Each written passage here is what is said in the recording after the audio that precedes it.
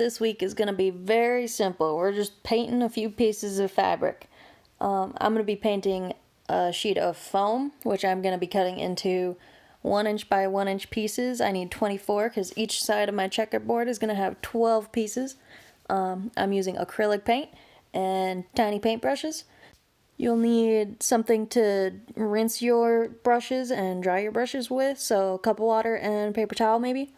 You can paint on whatever material you have at your disposal, whether it's fabric, paper, plastic, wood, anything you can cut up. You don't need any more, you can scrap it.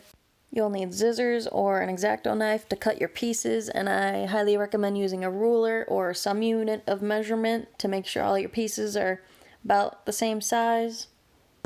I highly recommend going ahead and coming up with the little icons or characters, whatever you're going to be painting on your pieces, and coming up with color schemes for each of them.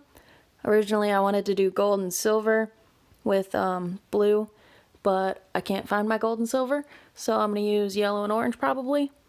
I might end up changing my color scheme. It depends on how they turn out when I make them. My plan for this week is today I'm posting the material video. Tomorrow I will be posting a video on cutting the pieces. Tuesday I will show you my progress so far. It's not that many pieces, so it'll be easy to keep up. Wednesday we're gonna paint the characters, and Thursday I'll show you another progress post on where I'm at, how much I have done. Friday, if I'm not done yet, I'll go ahead and finish.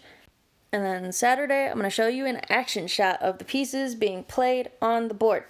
It'll be so much fun. I'm very excited for this week. Painting is super easy and super relaxing, and I hope you follow along with me.